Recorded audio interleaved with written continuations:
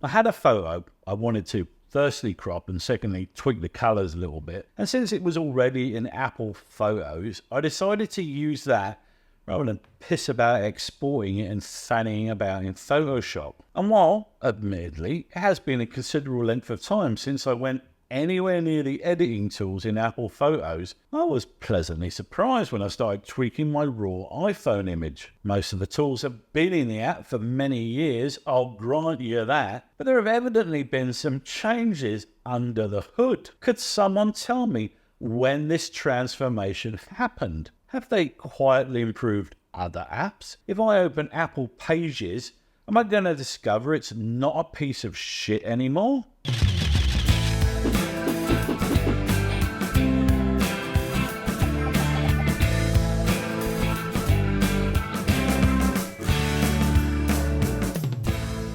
Bad news, I'm afraid. Pages is still shite, but Photos has, as far as I can ascertain, undergone a transformation more dramatic than the Saving Sasquatch episode of Queer Eye. Not transformation in terms of the kind of pointless crap that Skyland keep cramming into Luminar Neo, but the engine that's effecting the changes you see when using the sliders. I've been testing it on my iPhone 14 Pro Max's RAW images, along with some Canon RAW files, and after ignoring it pretty much since it came out, I found that editing photos with it to be fast, effective, and enjoyable. I'm not suggesting you should ditch Lightroom or Capture One. Maybe spend a bit of time reacquainting yourself with those sliders, as I have done. You may find yourself reconsidering its usage. I'm still a bit gutted that Apple don't consider the Fujifilm X range of cameras sufficiently important to include a demosaicing tool for X-Trans RAW files, but they're only worth $3 trillion and, probably can't afford the developer time required to knock up the demosaicing code. But I digress.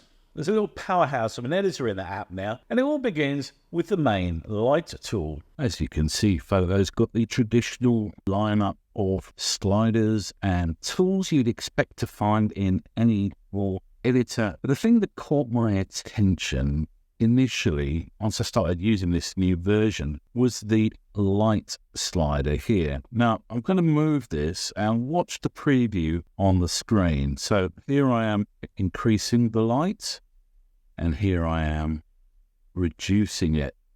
Now, as you can clearly see, this is not a straight exposure swap. There's a lot more going on under the hood. And in order to see what we're talking about and why this is so clever, I'm going to open the old options drop down here now, and keep your eye on these sliders as I move this light slider, the main one, to the right and to the left. So here we go, up, increasing the amount of light, and here I am reducing it. Can you see how it's automatically juggling the exposure, the highlights, the white and black points, all that stuff, in order to get you the best outcome as you increase the light in the image? So if I increase the light, we can see the shadows are coming up, highlights are dropping, it's increasing the contrast, and somewhat counterintuitively, it's lowering the exposure because it doesn't want to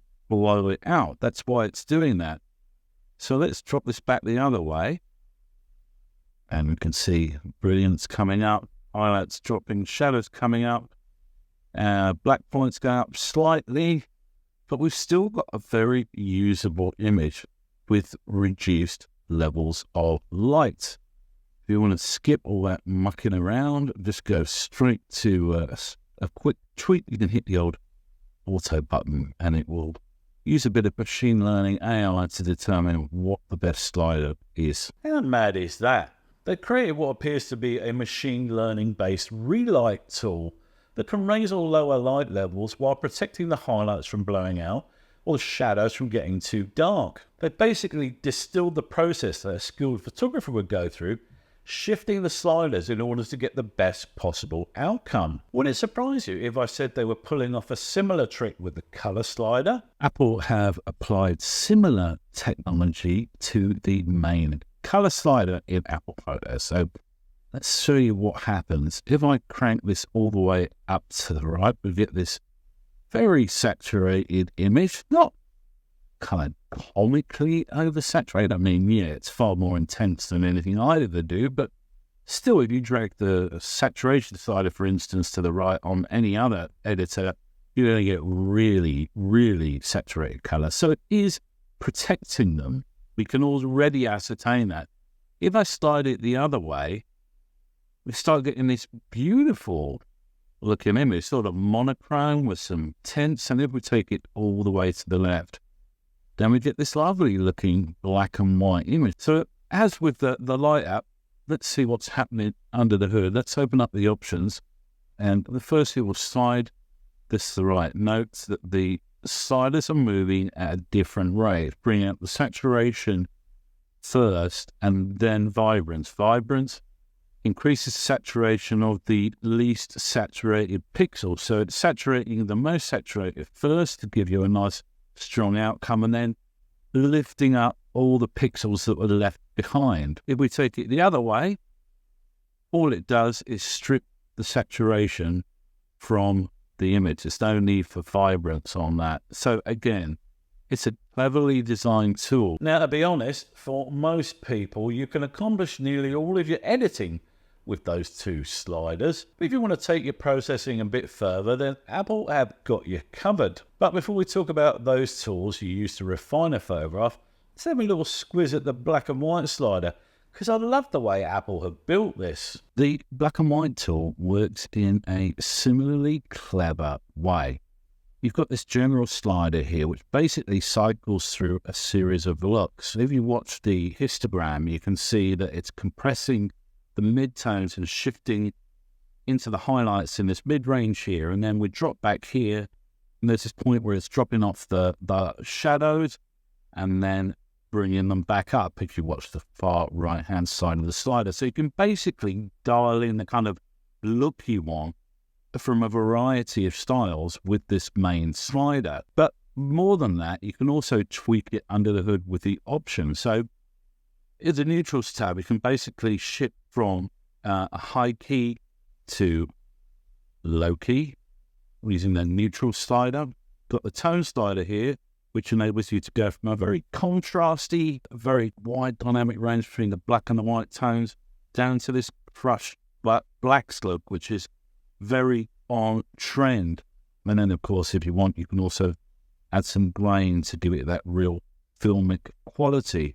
It's really cleverly put together. Those black and white sliders are pretty cool, aren't they? From high key to crushed blacks and all stops in between. The rest of the sliders lack that guided approach of the light and color sliders, but they're still surprisingly effective tools. Here's a quick overview of some of the remaining sliders in the Photos app. We've got the white balance here, of course, and you can choose the color balance of the photo using the standard sort of neutral gray. If you want, you just use the eyedropper, click on something that's sort of a neutral gray, or you can adjust skin tones if we show a portrait of someone. Very simple way of making sure they don't look jaundiced. And if you work in old money and you just like that degrees Kelvin setting, so you get in something like Adobe Lightroom, then you can just select the color temperature. Standard daytime temperature is 5,500, something down to 5,200 maybe. But you can adjust it using the old way if you prefer. Then we've got the curves tool, which are for things like tonal range and color balance. And we can set the black, gray, and white points individually, or pick a color from the photograph, and it will set that point on the curves chart, and we can then move it up and down accordingly to adjust the photo to our taste. And then finally, we have the levels, and we've got in here luminance and RGB options. You've also got the individual red, green, and blue channels if you prefer. And these little dots on the bottom represent the black point, shadows, midtones, highlights, and white point. So you can really drill down into getting this looking the way you want. If you want to push the white point up a bit, slide that in. If you want to begin black slightly further up the tonal range, you can bring that in, which kind of makes a much more contrasty image. And can you see how the sliders are moving in unison there? It's a great way, if you keep your eye on the histogram, of achieving the kind of tonal range and color balance that you want in your photo. We've also got definition tool here to add a bit of detailed structure to the photograph if you want. Selective color is really nice. You can usually use the eyedropper or select one of the broad color ranges. We set the yellow, for instance, bring that up. We can warm up the yellows. You can see that in the highlights here, the sunset in this photograph getting nice and warm. We've got a noise reduction tab, which is probably the weakest of the tools. It's not using anything other than the old style noise reduction technique. There's also a sharpen tool, which is nice. We've got intensity, edges and fall off, so you can really pick out the detail on the photo. There's no masking, unfortunately, but can't expect too much, can we, from the built-in app. And then finally, there's a really nice little vignette if you just want to make the edges cut a bit darker and sort of draw the eye in towards the center of the photograph. I honestly didn't think I'd be reviewing Apple Photos on this channel anytime soon, but it came as a genuine surprise to me to find out just how adept it is